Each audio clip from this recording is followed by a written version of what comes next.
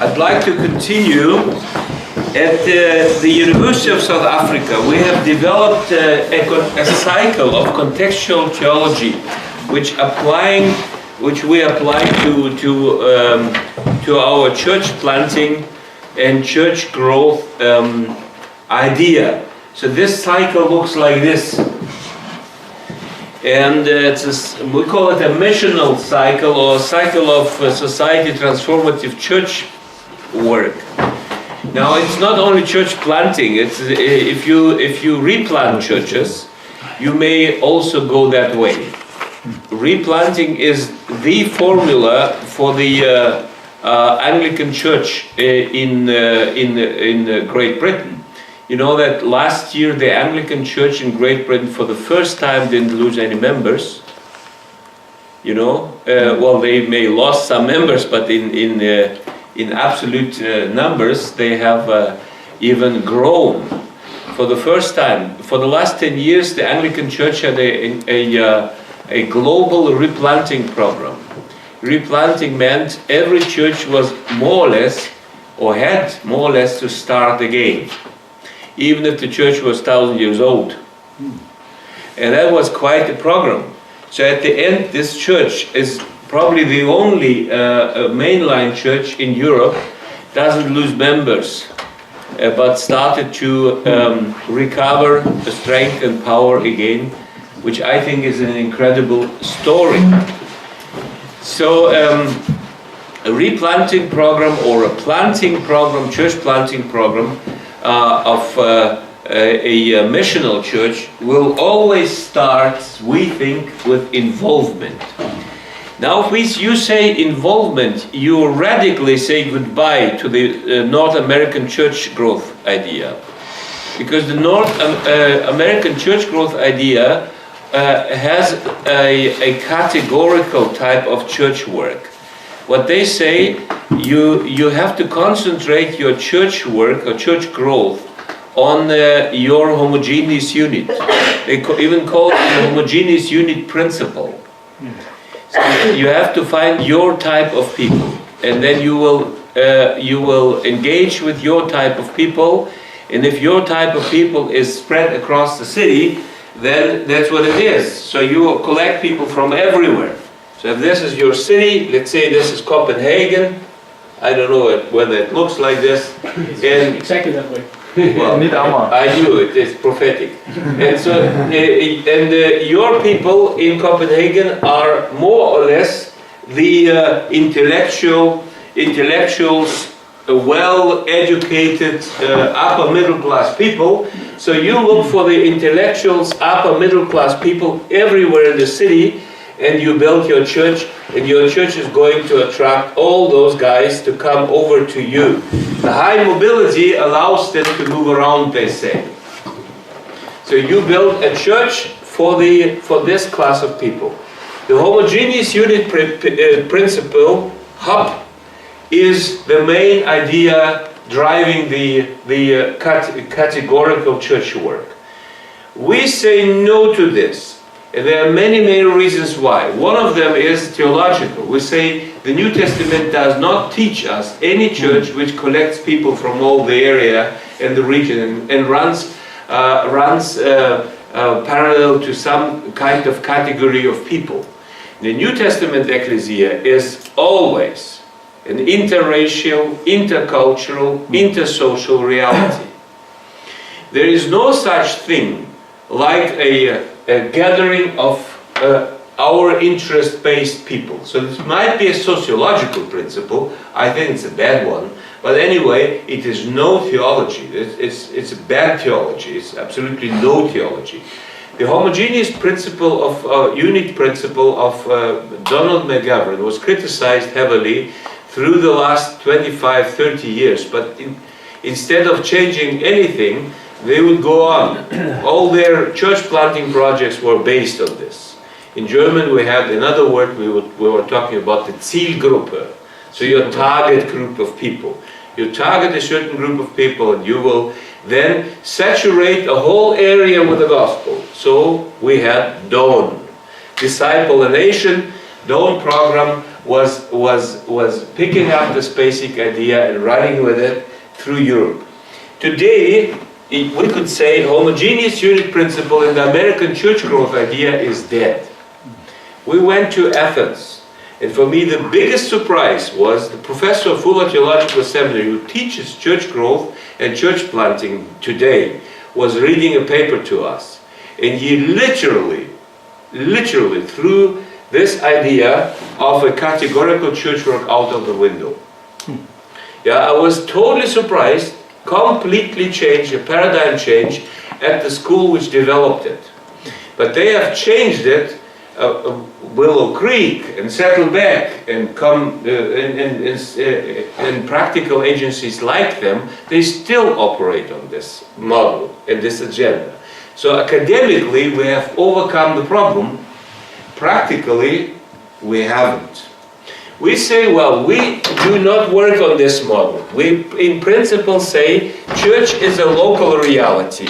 Ecclesia is always a local reality. There is no such thing like ecclesia being regional or something like that. If you read your New Testament properly, you find that your ecclesia term is locally based. In covenant tradition, we have always underlined this principle.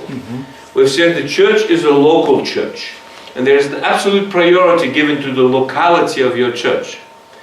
But in real terms, our local churches, at least in the German setting, have become churches with a local place to meet. And then drive 1 hour. So, and I call it a drive-in church. It's a classic McDonald's church. It has nothing to do with the principle of locality. You have a locality in a local setting, but that's not a local church. A local church is taking up responsibility for the people locally. Yeah? It's a different story altogether. So if you take that principle serious, then you will ask yourself, now where am I called to? What is my calling? Where does God want me to build a church? Now you go to your churches and you ask your churches, why in the world are you building a church here in this place? Is there some calling behind it? My experience might be different in Denmark, but then you are the total exemption in Europe, I know. Most of the churches have no clue whatsoever. We even started, at least in Germany, to build our churches in economic zones, because ground is cheaper. So funny, isn't it?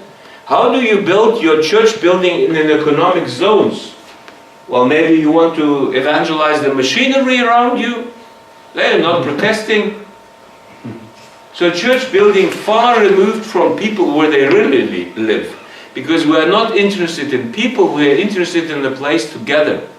So it's us in the center of it. It's not a mission-minded church, it's not a missional church. It is a church having built a location for themselves. So we look for a deep in-routining of the church in a local setting. And so clarifying our a missional identity or a missionary identity. What is the place God wants us to be? We try to localize the church. This is a difficult process, especially with those churches which have been in the place for years and years and years and years. I'm doing the transformative process with many old churches. So old becoming young, or replanting processes, transformative processes with traditional churches. And then we start with localizing them. What do I do with them? The first exercise with a church like this, I take a map of the locality of the city where they live, or the city where their building, their church building is. Let's say the city is Dansk. Whatever it is. So we have a city called Dansk. And that city, Dansk, has 50,000 inhabitants.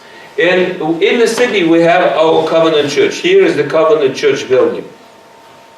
So now I ask them, please create for me a biographical map I want to localize the church members. Where do the church members live?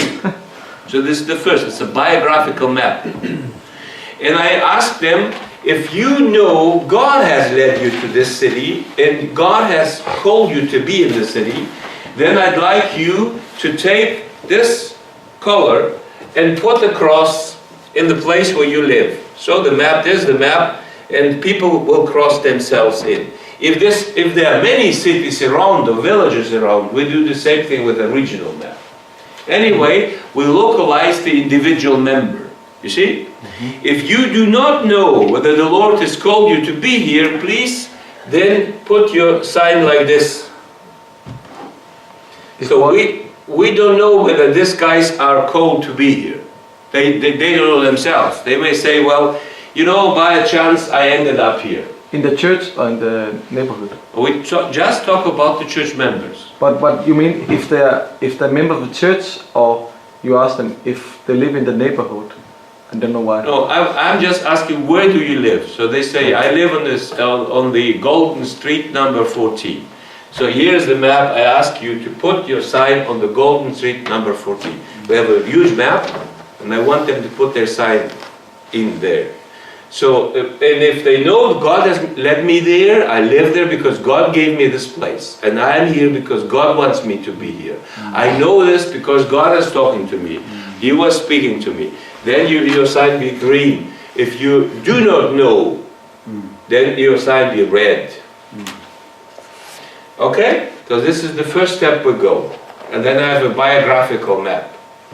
Sometimes it looks like this. In one Covenant church in Bavaria, we had the building here, but around the building, in the village, around the building, there was not a single sign. Nobody lived here. So they had their building. They would go there every Sunday, but nobody was here. The building was here because our mission commission bought them a building for cheap money years back. So they travel up to 50 kilometers to that service. Well, the first step is create a biographical map. In reality, in all reality, you find that very few people are going to put on their biographical map a green sign. Most of them have no clue why they live there, theologically speaking. Or if you take the perspective of God, and you ask them, now, do you know anything about God calling you to live there? So they will not do this. So they just read, everything is read. Then I will ask them, now please, then I take the map and I put it away, hide the map from them and say, now we do the next map. The next map we do, I call it a map of your social contacts. So whom do you relate to? Where are people you relate to live? Where do they live? Yeah? Where do you meet them? In which place? So again I have the map and I ask them, put your sign in. And then we take another color. I play with them, always using all kinds of colors. Oh, I don't have more here. Here's the black one. Okay, so put your sign in. And then people will put their signs in. And maybe it looks like this. Here, maybe it looks like this. So we have a map of their social contacts. And I say, no spiritual, please. No religious, just social. Where do you socialize with people who are not Christians? You have no socializing, no friends, no relationship to non-Christian people. You don't work anymore, you're a senior citizen and you sit at home, you will have to put in no sign. So just if you, in case you have. So here we have a social map now, a map of your social contacts. Then I ask, and again, I take that map and I hide it from them. And then we have a third map. I ask them to do a map of their spiritual contacts. Where is your spiritual involvement placed? Now, where do you have spiritual contacts?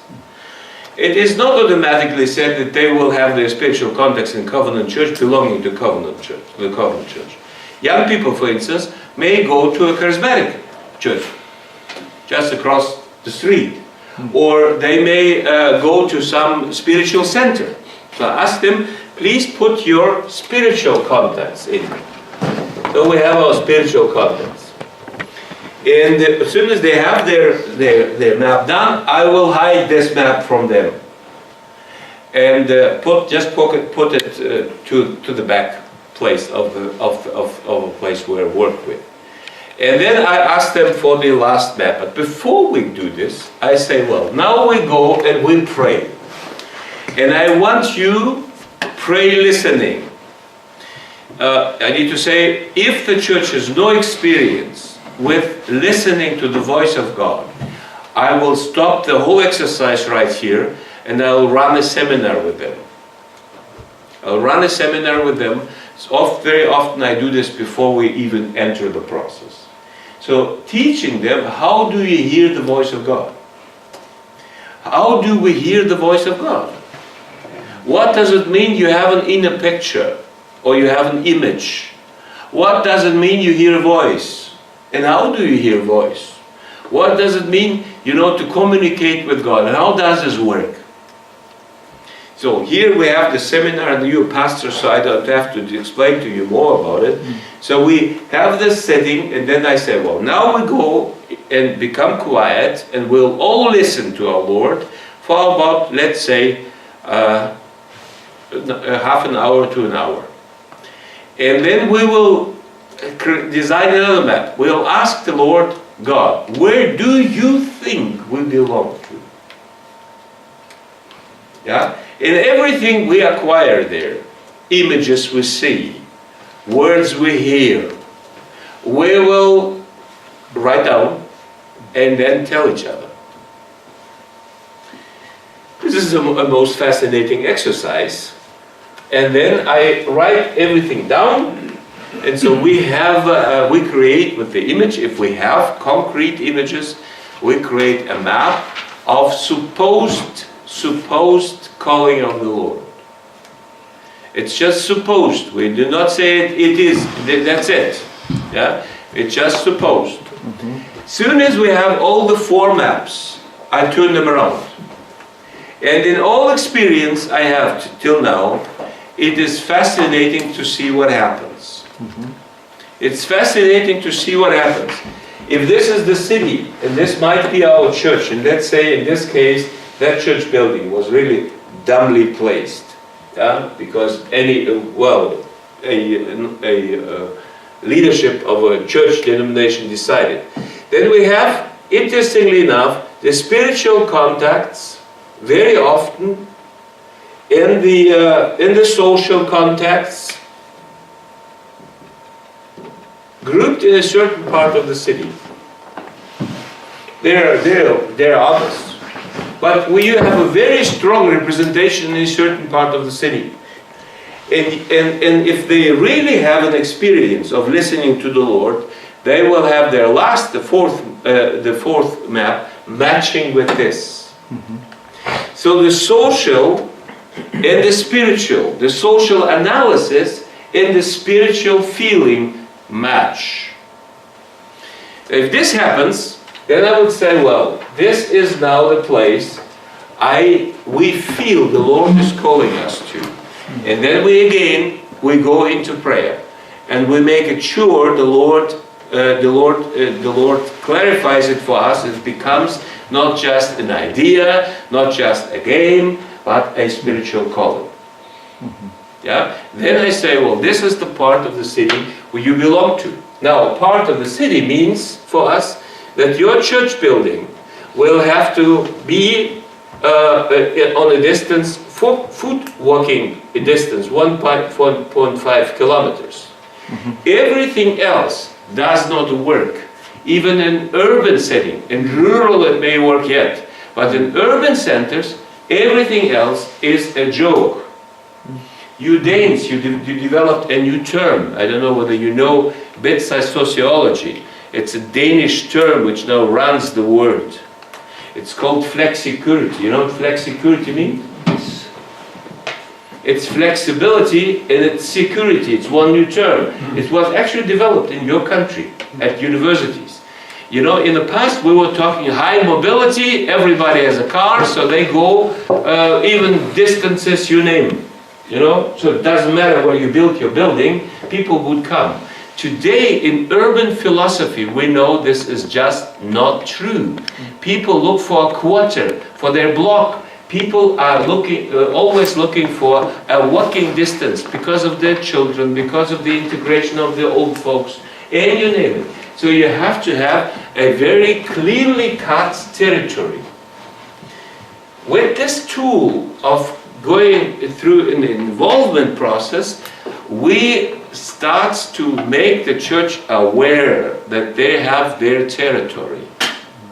I mean, go ahead. But do you then, you don't believe in like network church? That's the second issue. Now, Okay. network church, even if you have a network church, you will have 5 territories. Okay. Network church doesn't say anything else. Network church just says you have a different model of networking But campuses. you can still do the mapping. The mapping you have to do anyway. Okay, yes. So for instance, But you do it a little different way maybe. No, I don't, not it at all. I do the same thing. I want the people. Now, if we have a map, and so in the map we will have 5 clusters. We have 5 clusters. Here cluster, here cluster, here cluster. So then I say, well, you are one church, but you are actually clustering your members in different areas of the city. So the best solution for you is a network church. Yes. It's a multi-site. Yes. A multi-site. But what I also wonder is like, we have this local church as you talk about, but you can also talk about a network church in the meaning, for example, reaching the student of the city. Well, this is I don't believe in that. Yeah. I don't believe it. This is categorical. This is the old hub idea. That's the old idea of homogeneous unit principle. But we see churches in Denmark growing fast in Europe by this, for example, to students. Yeah, people always say this. I have not seen them. You may see them. There are some little churches, and they grow for one generation. Okay. It's fly-by-night churches. They come and they go. There is no deep rooting. It's actually a discotheque.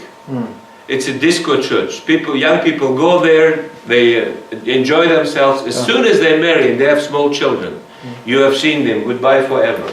So it's not really building churches. And But you know this. Yeah. But in Denmark, I think we haven't seen so many churches that succeed gathering different age groups, generations. No. Very often it becomes senior churches or family churches with small and we lose the young people. Yeah, how do you do that? This is homogeneous unit principle. Yeah. This is the old idea. That is everywhere. It's not just Denmark. Yeah. It's But what's your solution then with Again, I say, just listen to the end. You see, I want to show you that getting deep roots into a territory means you cover all generations and all needs of the territory. You respond to the needs of the people living there, and not needs having certain needs responded, which are in the heads of young people or old people or take you. You see, I have a territory to cover, and the territory is a social realm. It is a it's a Lebensraum. So the whole system I described to you in the beginning today, only works territorially. You will very soon die out as soon as you start to serve young people only or senior citizens only. This thing does not work. Yeah, it hasn't worked in big terms. Well, there's also always an exemption, and if you have one church or two churches and they have proven something else, then God bless them. I'm not saying it's absolutely wrong to work like this. I have worked for many years with the American model, and our churches, they may grow from the scratch to a certain point, and then we start just to attract believers. And it is always the same story. So if you say we plant churches, and planting churches means I will collect as many young Christian people for a great worship scene as I can, then in my eyes you do not plant the church. You create a Christian gathering. It's a conference, it's a festival. It is in no way a church, because a church is something else. But the reason why I think it's not just to make a theoretical discussion, it's because the Sognekirker, what we call, like the Lutheran state churches in Denmark, they have this divided into small areas of the city, and they are struggling to reach the cities, and there are some trends somewhere that you try to make bigger places with like 5 churches multi-site, you know. So that's the opposite what you tell us. No. But of course our story is like we are not being looked. No, not at all. The Lutheran churches dividing their dioceses. Yeah, the Lutheran Church, the classic mainline church, was classically a local reality. Yes. The problem with the Lutheran, with the mainline church, there were no church. You can't say, well, a Volkskirchen, a church, a Volkskirche, a Volkschurch, without any real spiritual reality behind it is a church. It's an organization. The principle of a diocese wasn't bad. The church was in the village. But the church was no church. That's the problem. People come to me and say, well, Johannes, now see, they always have been localized, involved, but they have never grown. So this might be an argument against the system. I say, no, stop it. And then now they disintegrate.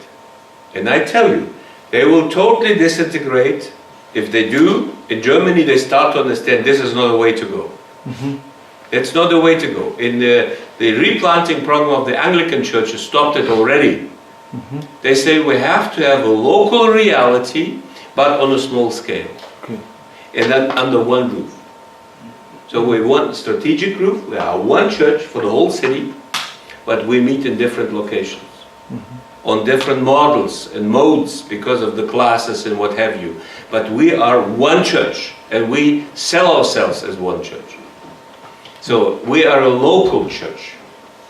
Anyway, the system I introduced to you starts with involvement, and this is in my eyes, the most difficult part for most of our Covenant and Baptist and Methodist and what have you churches.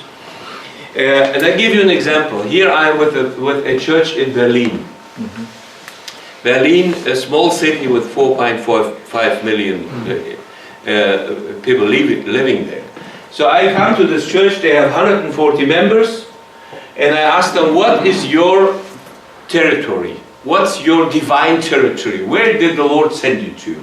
The church is in the southern part of Berlin, in a district called Mariendorf. So I asked them, now tell me, what is your target? They say Berlin.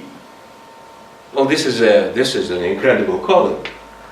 150 guys responsible for 4.5 million people. This is an incredible calling. So I told them this is baloney. Forget about this type of calling. If the Lord called you to reach out to the whole city of Berlin, then I want to see your strategy. And you have been in the city now for 80 years. You are here for 80 years. You've grown from zero, planted with a couple of people, years, decades back, and now you are 140. Now let's take all the guys away which have moved to Berlin from all kinds of places in Germany. So they did this exercise for me. You know how many were left? 5. So I said, this is an incredibly strategic, successful program. Yeah? The program is not at all strategic and it's not at all successful. So please guys, what we now do, we will localize your church. And the question is, are you belonging to Mariendorf? Because God wants you in Mariendorf. We had an incredibly interesting exercise. None of them lived in Mariendorf. None of them. Not a single of their members lived in Mariendorf. They would all go there for their services. And when we did this exercise, we finally found the Lord didn't call them there too. And so we had to remove this church. And they removed. And I can tell you, the church was 140. Now they removed to a number of locations. So we split the church. Because they were all sitting in one building, in one church, but they were not one church. People would call to totally different locations. And now all of them grow.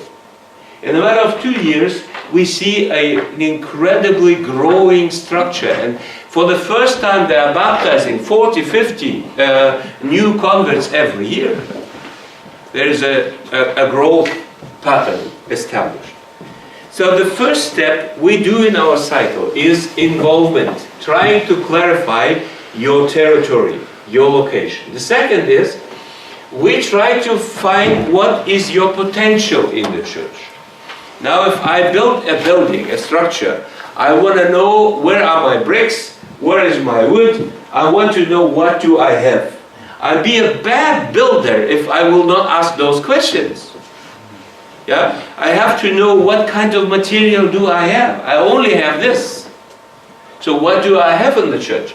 Now what we do, we will measure the potential according to our structure of the social realm, of the Lebenswelt. We will ask for material potential, for social potential, for cognitive potential, and for religious potential, which is the spiritual gifts. So we'll ask, what does our church have? And what do I do with them? I will explain what it means, material potential. What are material gifts? What are material competences? What is material potential of the church? What does it mean? So I explain to them, and then we have small groups. We divide our church in about groups of 10. And then I give them a little sheets of paper. On the sheet of paper it says your name, and then material potential, and then possibility to write something down. So they write what they think they have. One is writing, I have a car, I have a house, I have 2 rooms for guests if you wanted them. And I earn money, and there's some money free for me to give. I have a guitar at home, and so on. So I ask them to write down everything they believe they have. So now they do this, and then I ask for the people around the table to share this. Now this sheet goes from me to John, and John knows me. So I asked John, you look through everything he's written down, and then you may question mark those points you believe, well, that is an overestimate. The guy doesn't really have it. So you put in a question mark. Or you feel that something is missing. And then you write it in. So the sheet goes to about 10 people, and they all add. At the end it comes back to me.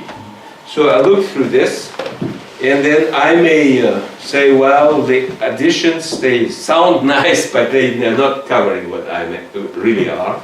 So you put in question marks. You may erase those question marks others have put in, or you start to think about it. And then we go into a prayer fellowship, and we ask the Lord to look at our sheets. Yeah? And after that we correct it again. Then I ask every member, now every piece of word noted in those sheets, I ask them to bring them on little cards. So they do this, but the sheets, they are given to the pastor or the pastoral leadership, to the leadership of transformation process, and they will bring it into a software we developed for potential analysis. Yeah? So every member is allowing to do so. It's very important in our setting. It is because of the what do you call it? Datenschutz. What's the Datenschutz? What's Datenschutz? The security. No? Data security. Yeah. Thank you very much. So it's very important. So now we have done the material potential. After the material, we do the same thing with the social, we do the same thing with the cognitive gifts and competencies and so on, and then we come to the spiritual gifts, to the religious area. And we do, with everything, we do similar analysis. At the end, the church leadership has in their computer program every piece of potential available in the church. I will never ever ask anymore in my church, who wants to organize this little thing? If I know my chart shows we have 4 people with the gift of organization, and they are John and Janis and Helga and who knows ever it is. I will never ask those stupid questions, because if you ask everybody who wants to do something freely, you know, the result is always 3 donkeys. And they all do this everything. They are for everything there, because their consciousness drives them to say yes to almost everything. It's non-strategical church planting. Strategical church planting takes the gift seriously, potential seriously, because the Spirit gives the gifts, and the Lord names ministries according to the gifts in order to produce energy flowing. There is no single company in this world which would ever do what churches do. Say, who wants to take this job? We have a software development job. Would you like to take this job? And then you say, yes, but you know, I have been milking cows. Or I'm a mechanical engineer. And they say, well, it doesn't matter. Milking cows and developing software well, you will somehow do this. The only organization in the world doing this is the church. They do not ask, not deeply enough, ask for competences and for gifts. And now we do this. We say, what the gifts and competences is in your church available? How big a group can you do this in? I said 10. Is it 10? Yeah. Now after everything has been collected, yeah, and all the gifts are on little cards, then I ask the church to bring those cards on oh, now I don't have the word. Sorry, when I get tired, I get all the words, but not the English, the words I need. On the stands, let's put them in stands, let's call them stands. Yeah. Tavle. Huh? In Danish you mean tavle. I don't know the word in English. The Like board. this board. Boards, whatever. So on boards. And then I will look for the paralleling cards. We'll bring them together, we cluster them. Everything, let's say there are 5 cards, so we'll have then 1 card, and we put in 5. And we have, let's say, 10 cards describing organizational skills, so it's organization, and we have 10. So we cluster them down by naming this, and then I will ask them to cluster them even to so-called core competences. Now I say your church has 3, the most, core competences. I want you to cluster this to 1, 2, 3 core competences. Your core competence decides about the light of your church. This is what you may be able to do best. And your salt of earth and light of the world is the best you can. It really doesn't matter what it is, but I want to know what is best you can. You're 5 members, fine, doesn't matter. You're 25, okay. 1,000, great. But I want to cluster it down to your core competences. The process of clustering is described in many, many works, especially social works. You can get it from the university. You can get specialists who understand what clustering is all about. Clustering is a process to bring things together and bring them into a narrow frame where at the end you always put some new term. So for instance, you have many gifts and competences and you look for something which is a heading for everything. Maybe there will be one. You have lots of counseling competences in your church, and then you have different gifts around this. So you cluster your counseling competency. Or you may say, well, in our church, what we have written down, it's not counseling. In our church, the main competency is, like Russian churches, very often that's what happens, but you do with them, they have a humanitarian aid competences. Humanitarian aid. So humanitarian aid is your core competence. There is a number of competences, gifts, and so on around this. So I cluster it down to core competences. Why is this important? At the end, the resources of your church are going to determine the projects you enter. And you want to enter in a project with strong sides, not with weak. This is the problem with Christian Schwarz's idea of always looking at the weak side of your church.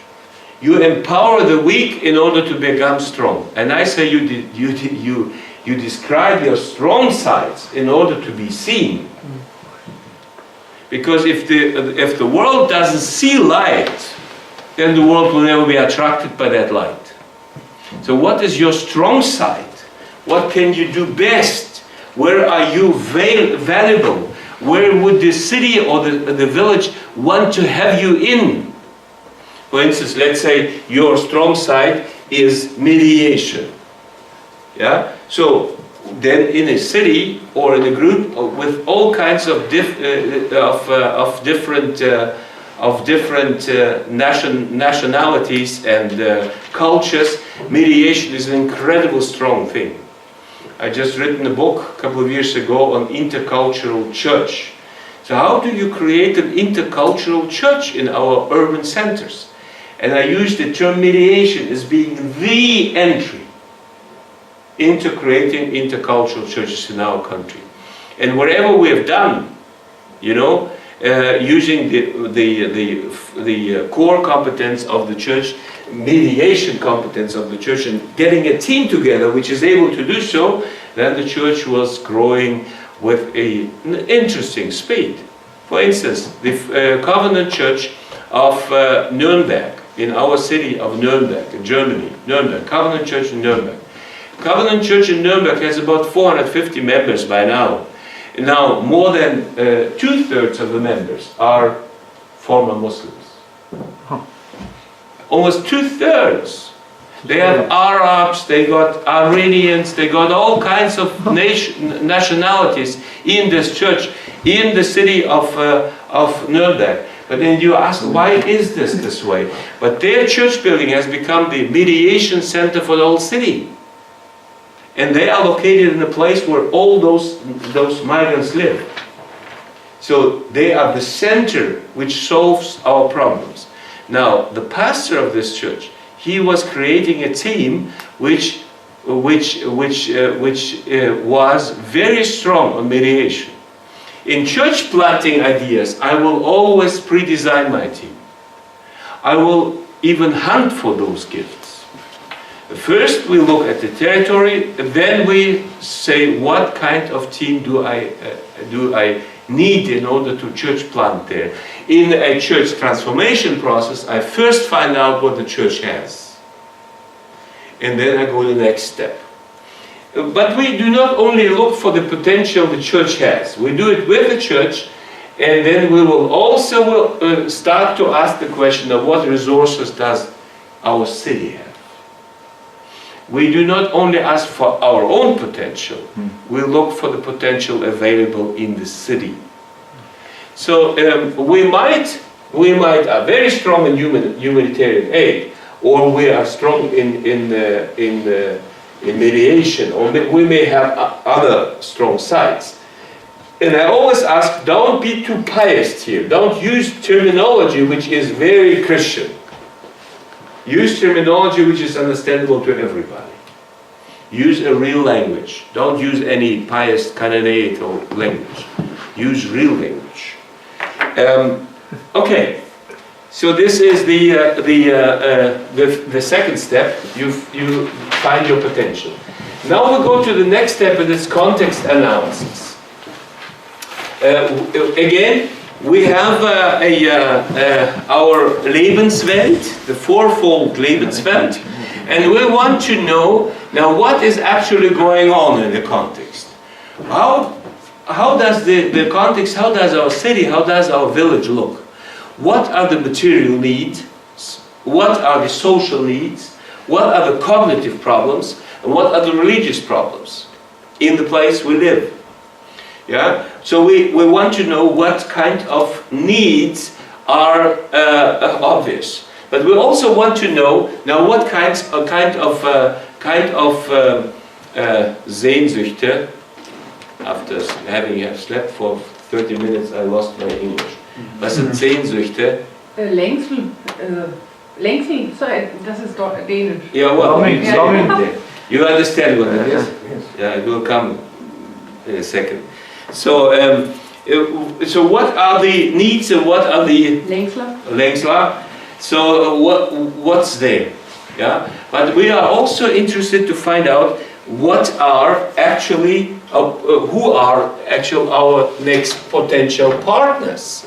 We want to know who is doing what. Remember, the context we are interested in is influenced by God, so we ask, where is God active? In the material, in the social, in the cognitive, and in the religious. We ask, where are the human beings? What do they do? What are their needs and what their Längsler? And what are their strong sides? And where they may even be interested in, let's say, social justice or mediation.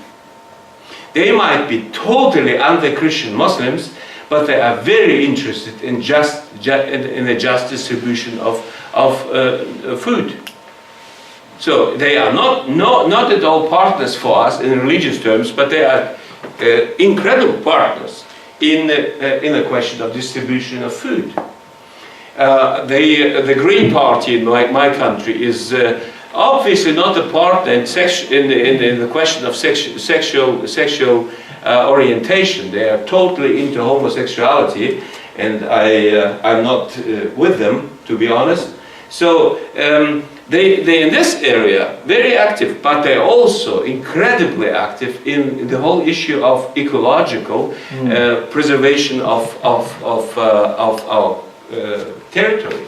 So I will look for their strong and for their weak points. I'm looking for where is God in their life, where is the devil in their life, and where are they themselves in all of this. So context analysis is of course an operation which needs certain instruments. To do context analysis, you will have to look into social science. Social science, there's lots of stuff done in this. Again, we have created at home in Germany. We have a manual, a book on social analysis, on Ortsanalyse, on world analysis, on Lebenswelt analysis, called Die Welt verstehen. For those of you who speak German, I didn't know there were so many German speakers. I would have brought some books along. But you can order them. So in those books we describe how to proceed. How to do, for instance, the first step is participant observation. What is participant observation? How do you do participant observation? What is this all about? Now, participant observation is a scientific tool. It's used in culture analysis, in local analysis, and so on. Participant observation is a certain scientific tool. You go to your internet, to Google, and you find all about participant observation. So we form now in the church a group which does participant observation. And what I asked the church, what I asked those people to do, please go through your quarter to the place we have found to be your place. That's where the Lord wants you. You go to your territory. You don't go to all kinds of cities. You don't go to the whole of Denmark. You don't go even to the whole of city of Copenhagen. You go to your part, your territory. We found your territory, now we ask only questions in regard to your territory. People come and say, but my sister lives in New York, so I say, don't care about your sister in New York. At the moment we are discussing Copenhagen, or we discuss Aarhus, we discuss your place. And so please concentrate on your place. That's what we do. So then we clarify what are the needs and what are the strong sides, whatever it is. You had the name and I just forgotten again. The strong sides, and we have your partners, potential partners. So you go and you create little cards and put on the card what you've seen there. Where do you think are the needs of the people? Where have you seen God in movement? Where have you seen something you would say, well, this is obviously funny, but it looks like demonic. Yeah, we have to figure out. So okay, they do this, then I create another group of people. So this one group. Parallel to this, we have another group of people. They go through the same territory, but they go and they analyze all the social data which have been already created about this place. Now in my country, almost every village has been analyzed. We call it social maps or social atlas of a certain city. So the sociologists, they have analyzed this place, they look what kind of people live there. Sometimes they are even able to tell you exactly who lives where. There's a big organization called Sinus, and Sinus does this kind of data sampling through the whole country. So there is already data available. So I ask guys who are a bit trained to read such maps and to read such data, do the same thing. Just ask, what are the needs described here? What are the strong sides described here? What are the potential partners you may see there? And again, it all comes on map, on little cards. And then we have another group, or maybe one of them does two tasks, but another task for context analysis. And this group does specialist interviews. So we go to the mayor, we go to the leader of the social department in your territory, we may go to a school teacher or school director. We go to those guys whom we believe be important for this place. So specialists. And we ask them exactly the same questions. Now what do you think are the felt needs of the people living in our territory? So what do you think, what is the strongest, is the strongest flavor of our place? What can we do best? What would the people like to do best? And they may say, well, if nothing functions in Bavaria, as soon as they are organized a festival, that festival with lots of beer is always great. So we know they organize festivals and they organize them well, so they are strong sides. And then you ask now, who is organizing them? And the specialist is maybe going to tell you, well, we have 3 or 4 organizations doing so. So we note it, and then potential partners. So we have this third operation, and that third operation goes to people, specialists, and talks to them, and then brings out information which we again bring on cards and then collect. Then we have the last group, and the last group is, I call it the prophetic group. We have people with a special gift of listening to what God says. And those prophets, or those guys with a gift of distinguishing spirits, those people with such special gifts of the Holy Spirit, we send into the territory and we ask them to listen. We want to have a perspective of heaven. Now, how does God look at this territory? What does God say about this territory? So we ask for a divine insight. So we have the social insight and we have the divine insight. Again, all those insights come on little cards. At the end, I will have cards describing needs on my boards. I will have cards describing strong sides of the population of our territory, and our potential partners. And what I do then, after I have all collected all this data, yeah, it's always computer-based, but it's also on cards in order to play with the people or design with the people the answer in front of them, with them. It's always very important not to invite an institute doing it for your people. Do it with the people themselves. In Germany, we have done a big mistake. The first thing I designed, about 10 years ago, we established Empirica. Empirica is a scientifically working institute for context analysis in Marburg, and that institute does a very good job. We do something like this for companies, for the Lutheran and Reformed Church, even for the Catholic Church, and we did it for local churches, our local churches. I tell you, such an analysis costs about 10,000 euro, and the churches paid it like this. They paid it, but it didn't change anything. The people need to do it themselves. Today I don't do any context analysis for the church. I only do it with the church. Even if that context analysis is at the end not completely scientific, not completely all right, I don't care. I want the church to see the needs. I want the church to feel the needs. I want the church to be in the field. Otherwise you will never create an awareness for this place. How long does it take? Yes, that's a good. Yeah. The context analysis takes, in our setting, about 2 months, 2 to 3 months. And how often you then meet? Huh? So you do it like one evening? No, we usually say every member will have to see, of course, you know, for instance, if you have your expert interviews, that might be 4 or 5 meetings, because you will have to spend about an hour with your mayor. And if the mayor says, I'm going to talk to you, and he gives you time, yeah, then you of course want to establish not only receive information, you want to establish a relationship.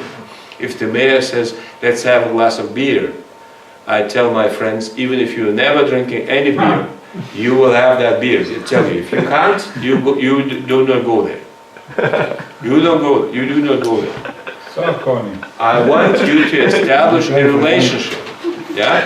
And all those experts are also potential partners. But I mean, like, you do it for 2 months, and then all in the team is at work these 2 months. I mean, Everybody in the team is then working. in the team. What's In the team? In the team. Yes, they are working for 2 months. Yeah. Every team works about for 2 months. So in the we meet when the church goes through such a process. I meet with the church once a month for 1 day. So our advisor is with the church every month for a whole day. So for if the church signs up with us for such a process, I will be in the church 12 times a year. There's an agreement between the church and our advising team. So the advisor comes in every month. And the church will sign up for a year. The whole process, our whole cycle takes a year. So in 1 year, we will move from the traditional church to the basics of a missional church. And it's at least 1 year. So most of the churches need more time. Because they are, for instance, the first step we were discussing, the involvement step, in most of our traditional churches takes much more time than 2 months. But it's a 2 month period. It's always 2 month period. Okay. Now, if you've done the context analysis, you have all this information in front of you, and then we do the same thing. Now we cluster again. So we bring the information which sounds similar together. We package the information. We want to see what are the core needs of your place. We want to see what the core needs of your place are. And so we can't establish all needs. So we say, well, just remember the core giftedness of your church. And with this umbrella, or with this glasses of your core potential, we look at the information. So we actually ask, now what could we, with our core competency, do in the core need? Is there something matching? And at the end we have established a core need of this place. For instance, we discovered in the village where I started the church plant 11 years ago, we discovered unemployment was the problem of this place. We were a church doing context analysis. In the church were 5 members. 5 members, a covenant church of 5 members. So we did a context analysis. How many teams? Huh? How many teams? Well, 5. No, 1 team. Yeah, we were a very small church. So what we discovered, unemployment was a core problem here in this place. How big was it? It was this village, I talked about the village, 1,800 inhabitants. Yeah, but 17% unemployment. 17% unemployment. We discovered that was the biggest problem in this place. But to make the story short, we have seen this, and we have seen that in our 5-member team, we had a strong, very strong organizational and motivational giftedness. And we decided we would take this on. We'll take this on. 3 years later, our church was the first evangelical church in the country with a gasoline station belonging to us. We were the first church with a Volksuniversity, because the People's University, Volkshochschule in our area was closed down because of no money, budget money available. So we started with a ballet school. Then we started with a music school. Then we had a dancing training center, and so on. Our church, a small church, started to move into society.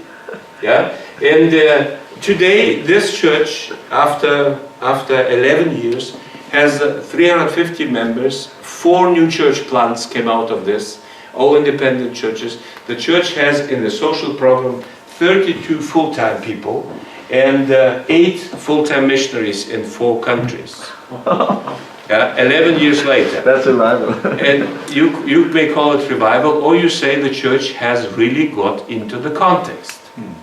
Yeah. So what is the problem? Where's the dark spot in that city?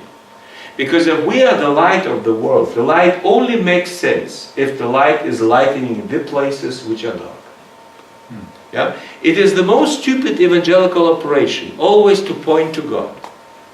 We are a little projector, and then we point to the sun, and we say, "See, there is the sun." Oh, it's stupid, isn't it? The sun is justifying herself. You don't have to justify God. People are arguing, God is real, God, we have to make clear God is still seen by them. Don't do this. You don't have to justify God. If God moves into the context and you be there as God's ambassador in the darkest place of the world, you will see miracles taking place. After the first sick people got healed, the whole story with the 5 was moving into a total different dimension. After the first big bunch of money came in, and it came in from a source you'd never expected. And then people in this little village say, "Well, this is interesting. The mayor phoned me for the first time and said, 'Professor, I thought you were sick and you were absolutely crazy, but this is interesting.'" Yeah? So don't justify God. You don't have to prove to God that you're still with Him. Let God be God. You start to become light to those people who are in need. You have to be where the darkest spots are. You have to be with your light at the place where your light is needed. And so we have to find those spots. In Neustadt, where we just built the church now, we found that the people were not fed. Not fed. I told you, 700 families. Yeah. So the first thing we started, we were 9 members, a new plant. 9 members, starting anew, in this place, very Muslim. And we started with a feeding scheme. Then we found there was no place to offer this. And there was an old hotel in the middle of a city, almost ruined. So we prayed, and God made it very clear, buy this place. And I said, Lord, we are 9 members, and I'm the only guy earning money. And I am a Covenant Church pastor. The Covenant Church doesn't pay well. You know all of this, Lord. But He said, well, buy this place. We bought the place, and we're restoring the place. We have restored the first store. It's the oldest place in our city, and the city started to help out. Today, we have already invested more than 600,000 euros. It's not us investing it. I think they're about 5,000 our money. The rest came from all kinds of places. So people all of a sudden see this. They start to get the feeling, well, there's a miracle going on. There's an old Catholic lady, you know, when she came to our site and saw this old plant, everything was in a terrible state. And 2-3 of our young fellows, you know, trying to change something, she came and said, kiddies, what are you doing here? Yeah, we are out to start a feeding scheme for those poor in our city.